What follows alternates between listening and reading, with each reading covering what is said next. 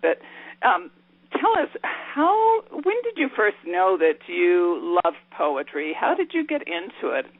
Well, yeah, thank you for that. And let me start first by giving how I see and experience poetry. You know, for me, poetry is very much the unexpected utterance of the soul. It has less to do with how it appears on the page, or whether things are in stanzas or paragraphs, or whether we call it fiction or nonfiction. It's more the quality of the heart truth that we don't even have to write it down. You know, when we have moments that come so clearly and honestly between us, that's the poetry of life. And so, you know, I at an early age, before I knew what poetry was, before I knew what spirit was, you know, I just I felt like in my alone time, even as a little boy, that the world and nature and God all spoke to me through metaphor. I felt like underwords, the trees, the sea, everything was just, the wind would speak to me. And it was only later as I actually started writing when the first woman I fell in love with, our first loves, when she, broke up with me and broke my heart, and which is inevitable. We all go through that. And sure. And so I didn't have any really close friends, until I was in college. I had a lot of acquaintances, what we would say now. So I started talking to myself by writing. And wow. Realized after I started to heal that I wasn't just talking to myself, I was in a conversation with life. How beautiful. And what a gift to be able to set your words, your emotions to words. And, I think that's very difficult for a lot of people to express themselves that way. And you just have such an articulate way of doing that. It's very beautiful and very touching. Thank you. And, there's so many things in your book that are joyful, but there are so many things that are very emotional and very painful, and you can feel that pain that you are feeling. We feel like we're just right there experiencing what you experienced, and that's an amazing thing to do, and I really commend you for that. Oh, well, thank you. And I think one of the things that I've learned, through time is, in our culture we tend to be taught, I think, in a mistaken way, to separate out. We have our good emotions and we have our difficult emotions, and we have our happiness and our sadness. And I think, at least for me, I'm 62, and in my life, in my time on Earth, I find that the deepest things and the things that matter most, they all happen in a unity. They all happen of a whole, WHOLE, and so it's really actually hard to separate them out. So when I feel the deepest things, they are at once. This is where we get words like bittersweet. We right. know we're alive because we're touched deeply, and that does have an ache to it, and sometimes a pain. And yet we also at those moments feel more alive than ever. And it's a paradox. It really is, absolutely. Now, I wanted to ask you about poetry. Do you think it has evolved? It seems like it has evolved. Talk about that if you could. I think it has. I mean, I think this kind of quality of truth-telling, if you will, has always been from the earliest of times. I think that, we've always had this kind of, let me back up. It's very interesting because I was going to talk about the mind and the heart, and it's very interesting that in our Western world, we tend to separate those two out. Well, in most other cultures, mind and heart are understood as one perceptual organ. If you look in one of my other books on inner courage, I did some research on this, and you can find that in Chinese, in Japanese, in Sanskrit, there's one word that represents both. Even in our language, the word intellectual, when you go back to the original root of the word intellect, it refers to both mind and heart. So, so all of this to say, has poetry evolved? I think that in our modern world, in our specialization where everything gets broken down into more and more specialties and separated, while we have a lot of gifts for the extraordinary reaches of the mind, we have separated the mind and heart, or at least we think so. Right. When the life of experience reunifies them, and through every age, the best artists, the best authors, the best poets are always bringing the unity of the life experience back together. That's so true about the mind and the heart. That's so true in today's society. Now, I know, what really inspired you to write this book? I don't know about your other books, but this book seems so very personal. Tell us about that. And Betsey, you cut out there. Okay. I was just asking you your inspiration for this book because it seems so personal. I don't know about your other books. Oh, and yeah. I'm sorry, well, I haven't read them all. Oh, that's okay. No, I feel, and I'm also, a long-term cancer survivor, and in my 30s, I went through a very difficult 3-year period, and from that point, I really kind of woke up in living much lower in my heart, where my mind serves my heart, and I felt from that point forward too that, the body, the personality, the particular life we're given is our particular way to know the world, to know what life is about, to experience it. So, certainly we can become self-centered when we are focused on us and not where we connect to all of life.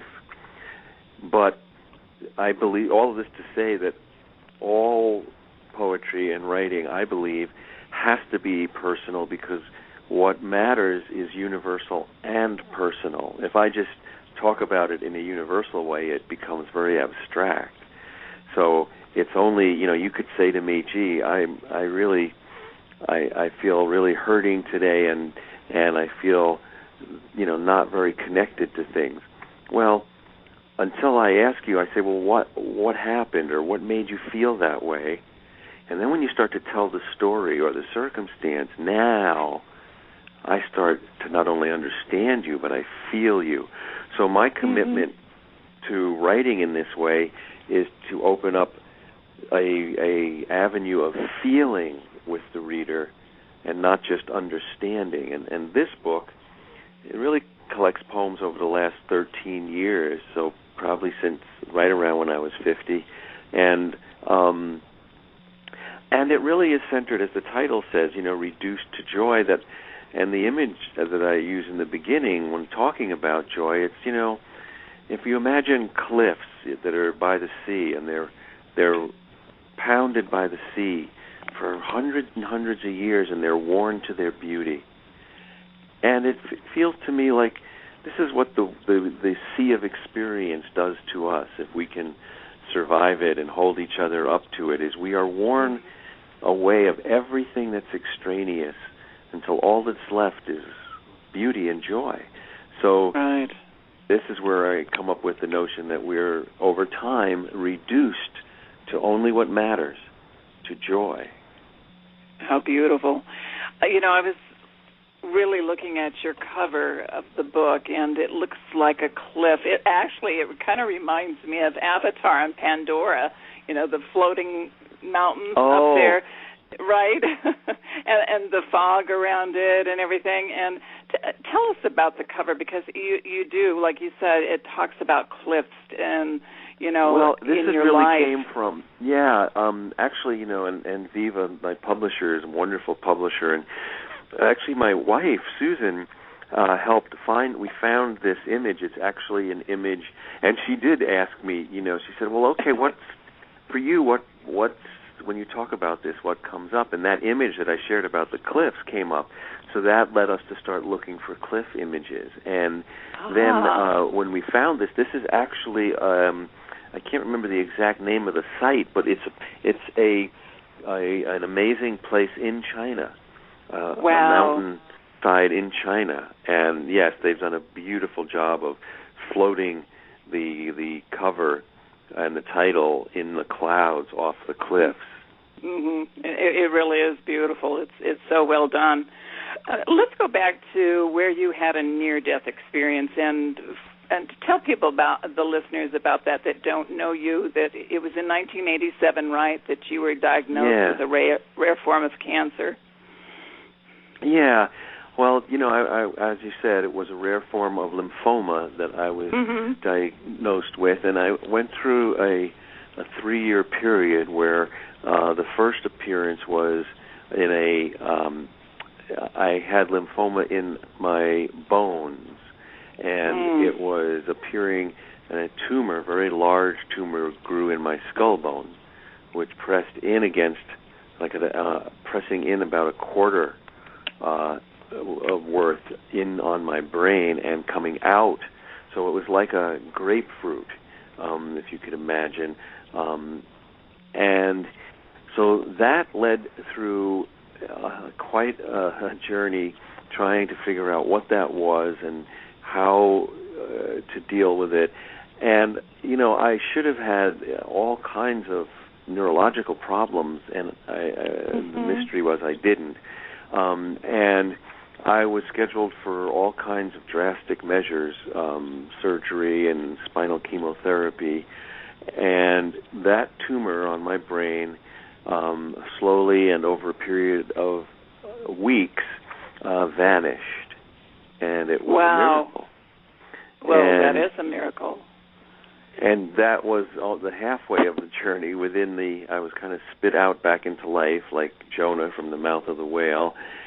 And of course, there was no normal world to return to. Everything had changed. And I think whether it's something as dramatic as what I experienced or whatever anyone, we all go through things that change our lives. And when that happens, the door in which we went through is removed. There's no doorway back.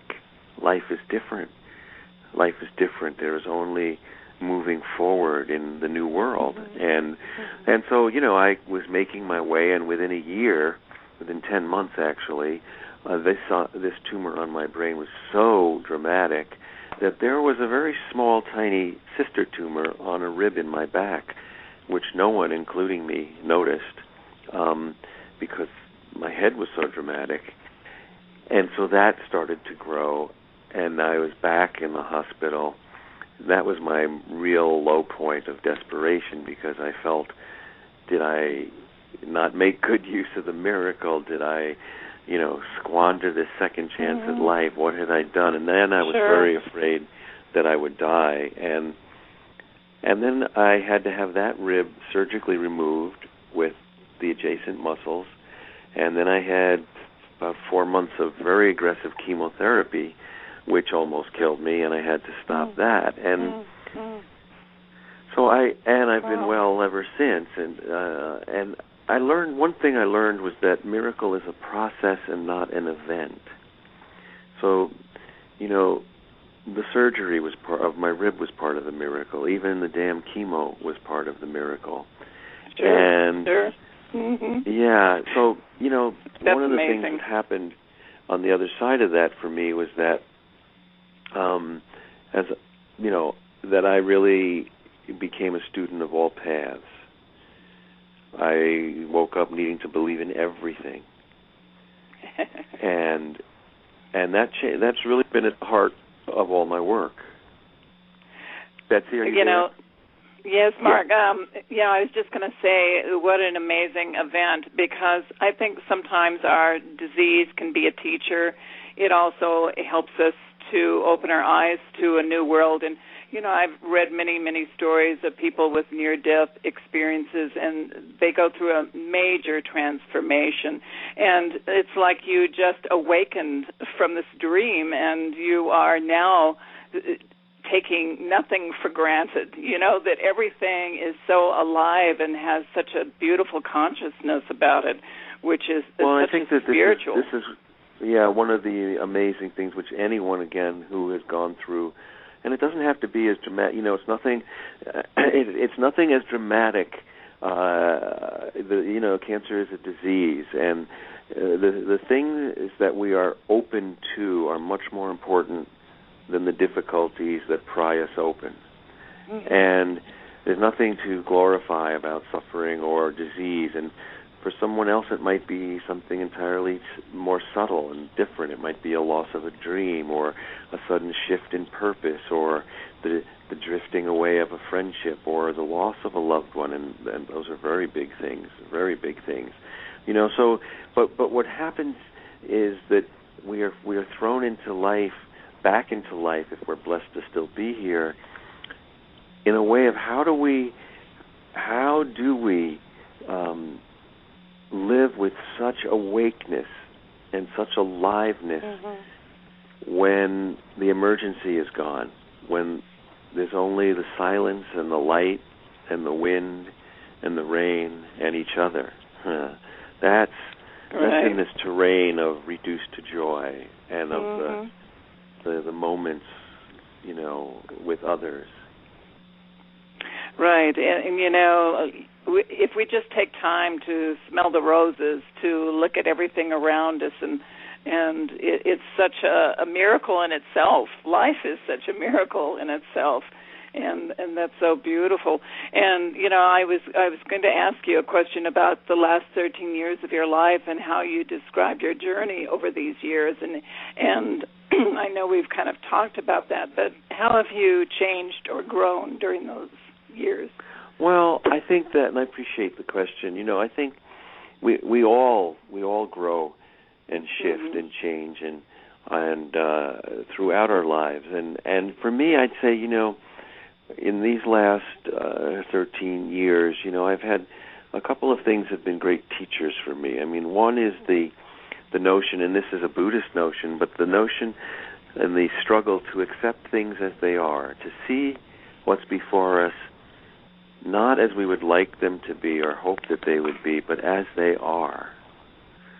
So this opens up a different kind of way of being, because often our hopes and our goals and our expectations and the things we strive, especially in relationships, if I don't accept you as who you are, and with all of it, because we all have traits and we all have difficulties and challenges, well, then the real work of love never gets a chance to really start. Because real love is when I love you knowing you exactly as you are, with all of the difficulties, and you me. So accepting things as they are has been a big teacher for me. And I think another big teacher in these last 4 or 5 years has been the paradox that all things are true. Not that all things are fair or that all things are justifiable or right, but that in the immense variety and mystery of life, everything we encounter has some aspect of truth in it. And I like that. Our job, I'm coming to understand, is that my job as a human being, as a spirit in a body in time on earth, is to keep my heart open long enough to hold the mysteries of life as I experience them, so they can reveal their wisdom. So this leads us into paradox, and paradox is a simple way to talk about paradox is any moment where more than one thing is true at the same time. And the mind can't, thank you, the mind can't solve paradox. Only the heart can hold it. And when we can hold it, then it reveals a logic of the heart, a logic of the spirit. And so, I think that I have become gentler and stronger at the same time, because I think our strength lies in our being vulnerable and leaning into our vulnerability. And I feel like I remain a student of life. A student of life. I just feel like I'm sure you've heard lots of people speak this way, but the the longer I go, the more I don't know, and the more I'm open to learning. Right. That's so true, isn't it? I'm a baby boomer too, and I can relate to that, Mark. Totally. Oh, yeah. Totally. It sounds like you've had a background in Buddhism and many spiritual things, Zen maybe. Yes, as I said, I've been a student of really as many traditions as I have been able to lean into. I also very much, I was raised Jewish, so I do have a background in Judaism, especially in the culture, the heritage of Judaism. I also very feel a real kinship with Sufism, and which is also a very unitive spiritual path. That is, they welcome in all the different traditions and the best of all the traditions. And I think that every path is necessary, and we need them all. We live in an age, there's always been this kind of discord, but we live in a particular age where there is a lot of fundamentalism worldwide. From America's point of view, we look at Islamic fundamentalism. Well, it's not just Islamic fundamentalism. There's Christian, Judaic. There's every path has its fundamentalist corner. And what I mean by that is any orthodox approach to life that insists that its way is primary and that no other ways are worthwhile.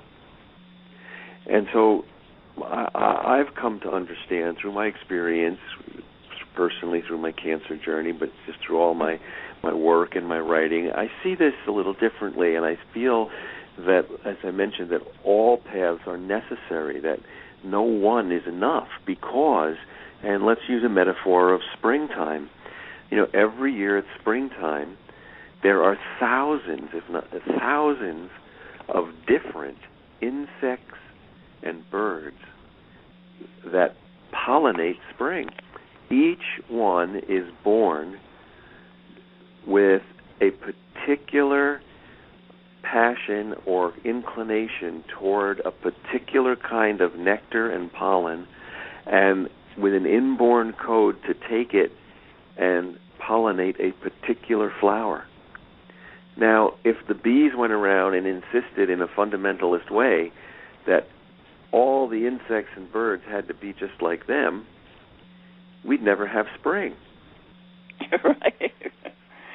And in the human spring, in the human flowering of humanity, we need every spiritual path, from indigenous to Orthodox, Greek, Christianity, Buddhism, Zen, Sufism, Quaker, even atheists and agnostics. We need all of them to pollinate the fullness of humanity. And each of us has the journey of discovering which one we are drawn to contribute. Well said, Mark. Beautiful. In one of your poems, you refer to the messy art of facing things and how sometimes we hurt those closest to us. Why is facing this necessary, and how do we go about doing it? I know that's very difficult in life. Yeah, I know, which poem you're talking about. Let me take a minute and read that and then talk about it. Would you? That would be awesome. I would love to. It's called The Art of Facing Things. There have been times I've been hurtful or forgotten who you are. Times I've mistaken you for one of the dark faces I've never put to rest. Times you've done the same. Times we've worked out our pain or fear, using each other as the block of wood to carve our way to truth. Feeling awful when we remember that the one we carve is the one who has loved us through everything. But this is the messy art of facing things, knocking over what I love with what I avoid, only to learn again that this is not of our timing. It doesn't matter what thorns we carry or how we squirm to avoid their pain. We unfold as long as we love, pride into blossom. My love for you has outlasted my notions of love. The way a redwood, allowed to stand after many storms, grows from the inside, forcing its bark to drop away. So this has to do, this is a good follow-up to what we were talking a little earlier about in terms of seeing things as they are. Right. So we're all human, so we cannot. No one can grow up, go into the world, become an adult, and not have patterns that we carry from those early relationships. It doesn't matter whether we had kind parents or unkind parents or suffocating parents or abandoning parents. It doesn't matter. Whatever it is, we will carry those patterns. And then when we fall in love, whether it's with a romantic partner or a friend or a circle of friends or at work, we work out the patterns to discover who we are and how much of who we are is essential and how much we've inherited that we don't need to continue. And the only place to work that out is with those who love us, because it's only those who love us, because of their love, who will withstand the journey of doing that. And, this process is one way to talk about what Carl Jung spoke of as individuation, how we individuate, how we actually, through true and honest relationship, which is messy because we drop things and we aim here and we go too far to the right or too left, and we go to say something and we don't mean to be hurtful, but then we say something that we wish we would have said at somebody else in our life. How did it come out here? And so I think in our in our culture, we have too much of an emphasis on excellence of virtues and perfecting our personality, when I think the real journey of being human is experiencing the wholeheartedness of being human and owning it. And so that I want to be all in if we're friends, and that means sometimes I'm going to inadvertently spill something on you, and I need to be committed to cleaning it up and saying I'm sorry and owning it. And I think that's one of the differences. Really in life, the difference between those who are wise and those who are not is often that those who are wise own all of their mistakes and the ways that we've been hurtful, and those who are not wise refuse to look at it, want to pretend it's different. That's interesting, Mark. I was talking to a friend the other day, and he and his father didn't get along very well, and his father died a few years ago. But he said that the last time he saw his father, he had to be the big man, he said, and just back down and let his father be his father, because his father could be very hurtful, and he realized that he had to be the bigger person to get along with him. And, I thought, wow, that is so true in life, that sometimes we do. We kind of have to bite our tongue or, just step back and let that person be who they are, Yeah, and it's complex because... It is. It doesn't mean that we hide or suppress who we are. It means that we have to enlarge who we are so that we can stand firm on our own ground and accept who we are. So another way to look at this is in the messy art of facing things and seeing things as they are, is that, I can't, and it's easier to look at this when we think of animals. If I am in relationship with a bear, I can't keep pretending it's a dove. And if I keep pretending and wanting it to be a dove, and I keep putting my hand in its mouth and I get hurt, sooner or later I have to accept that that's a bear. It will always be a bear. And now that gives us accurate information about what kind of relationship can I have with a bear. They're never going to be a dove. That's which doesn't mean that that people don't grow or shift, but our essential nature, I do think, stays basically the same. You know, in one of your poems, which I loved because I relate to animals, and I know you've had your pets, but the one about your dog, and you talked about your dog as a puppy and you know, going into the ice, you know, the icy Betsey. Water, and that was so beautiful and very touching because I just love animals. Oh, the poem about Saba falling into the pond. Yeah. I can read that too if you'd like. Would you? Yeah, I'd be happy to. Oh, yeah. You know, the poems, that's the other thing, is that, you know, poems are always a mix of music and painting.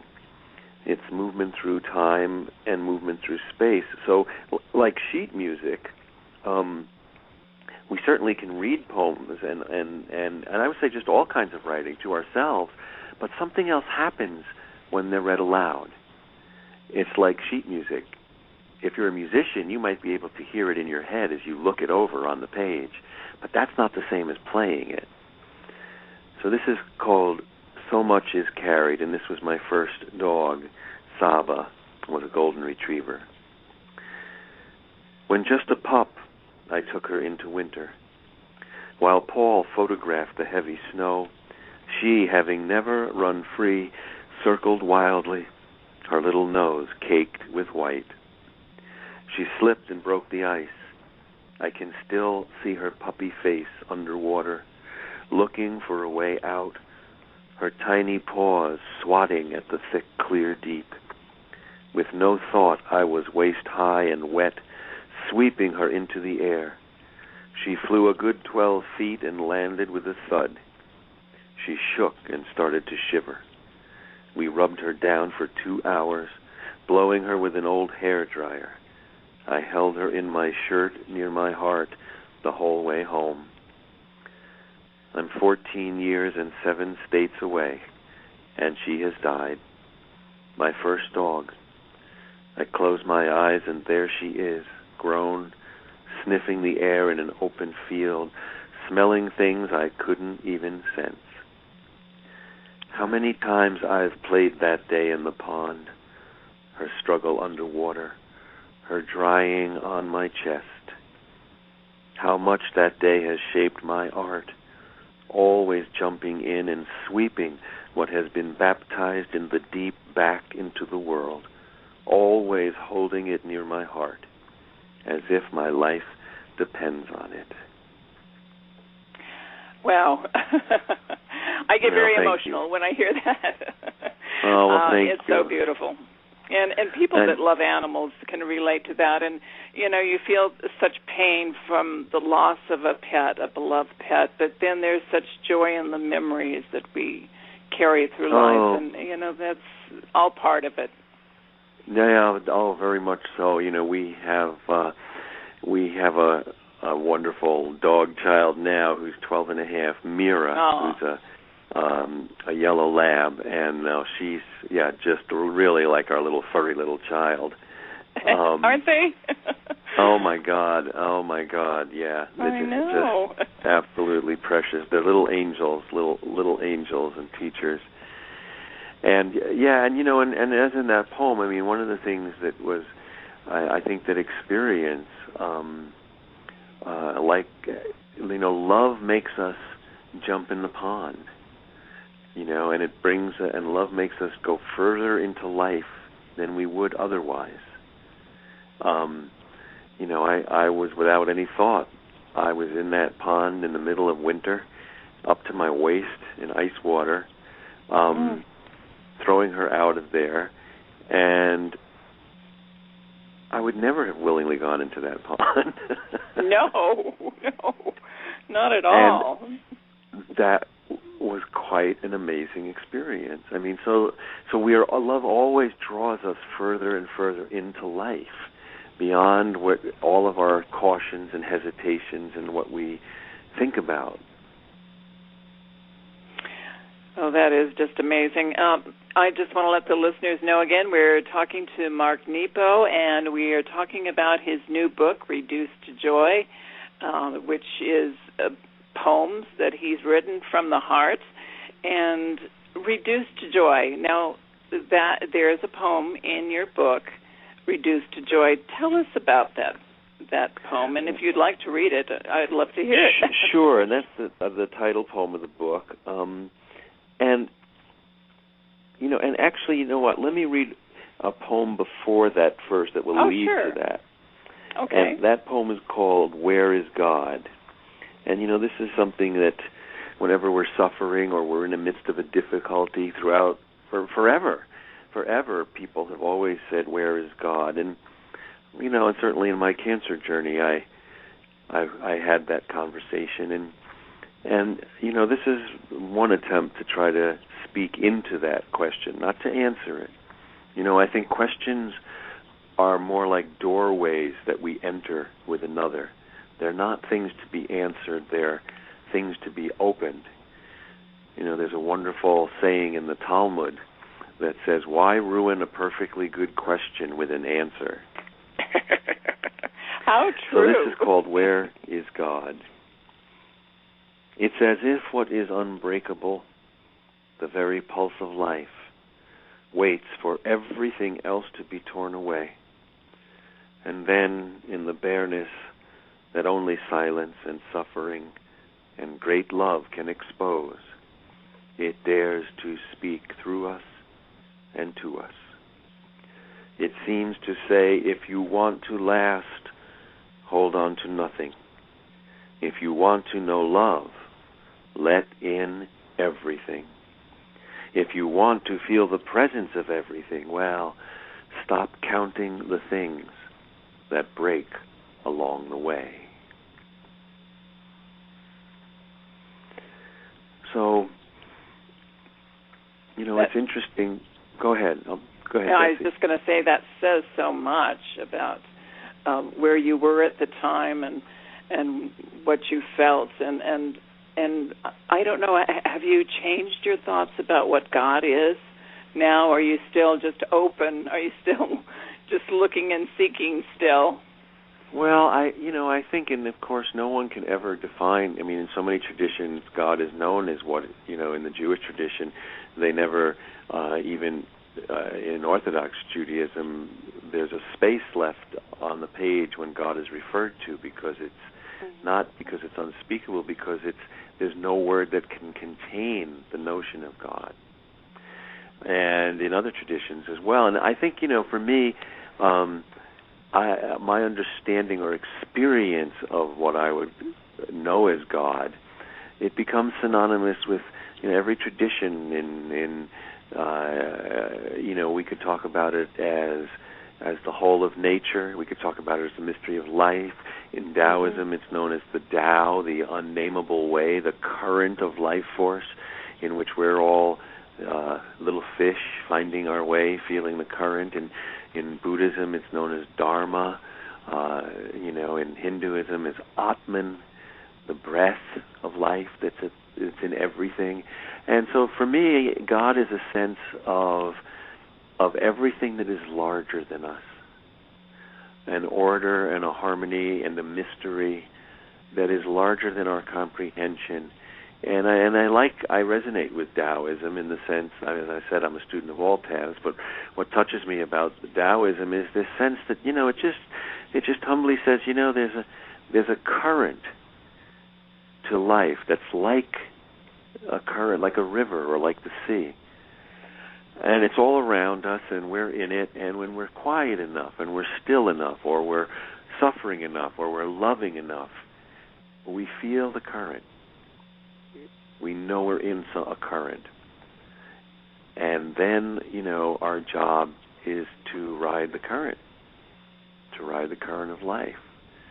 So my sense of God, and so all of that to say, too, that, when we ask this question, where is God, mostly when we're suffering, as human beings, it's understandable. We kind of tend to only speak to God when we're hurting right. or we're in trouble or we want a way out or we want a handout. And, Martin Buber, the great Jewish philosopher of the 20th century, he talked about prayer as listening to God, not asking. Mm-hmm. And not asking anything, listening to that, for that current that's larger than us. And that when we hear it and we can find our way to it, there are resources and health resides. Resilience is finding and aligning ourselves with the current of life. Right. So all of this is to say, certainly it's understandable. We're in pain, we say, where is God? But we need, I know in my life, I've needed to listen, not just ask for what I think I need, but to listen for where I join with other life. So that leads us to the title poem, which is Reduced to Joy, which goes like this. I was sipping coffee on the way to work, the back road under a canopy of maples turning orange. In the dip of woods, a small doe gently leaping. I pulled over, for there was nowhere else to go. She paused as if she knew I was watching. A few orange leaves fell around her, like blessings no one can seem to find. I sipped some coffee completely at peace, knowing it wouldn't last. But that's all right. We never know when we will blossom into what we're supposed to be. It might be early. It might be late. It might be after 30 years of failing at a misguided way, or the very first time we dare to shed our mental skin and touch the world. They say if real enough, some see God at the moment of their death. But isn't every fall and letting go a death? Isn't God waiting right now in the chill between the small doe's hoof and those fallen leaves? Mark, that's just an amazing, amazing poem. Very profound. Thank you. Very touching. Very touching. When you were talking about, the silence, listening, it's so important. And I think meditation, when we just stop asking those questions and just listen to God, like you said, we can learn so much more when we listen instead of that monkey mind that we have, the endless chatter going on. Yeah, and this is how this is how it's a quiet courage to listen. It's a quiet courage to listen because all of our pain and fear and worry and doubt, which is all very human, which is all very understandable, it makes us frantic. It makes us want to. But the courage is in the midst of that to slow down and open up, because the resources of life are waiting once we open up.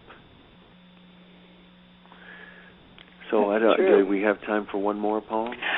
We do. Sure we do. Yeah, we've got about 12 minutes to go here. Okay, so this one, it's just our conversation led to it. It was a moment. We all, we're all fighting the busyness. I mean, we are always caught between being and becoming, and it's nothing wrong with either of them. And we need, as human beings, to find a balance, because mostly we are too much doing and not enough being. And so, morning I have my little list in my pocket of things I need to do, and it was a particularly busy day ahead of me, and I was already getting up, and I usually get up early, and my wife, Susan, usually is a night owl, so she sleeps late, so we overlap, and our dog sleeps with us. And so, one morning I'm up, and I'm already kind of trying to get a jump on the day, and as I turn to leave the bedroom, dressed, there is Susan and our dog Mira sleeping on the bed, and I had one of those moments where I thought, where am I going? Where else? Where is life other than right here?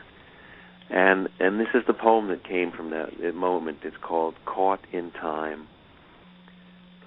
Sometimes our dog gets that look in her eye and starts running full speed in circles and crazy eights, leaping over flowers and through the aging trees. Sometimes, before I leave, Susan is under the covers, her cheek showing, our dog curled in the crook of her legs as close as she can get. I behold them in the dark, wondering how anything could be so at rest. Sometimes in their sleep, our dog twitches with dreams of running, and Susan smiles as she dreams of her garden growing.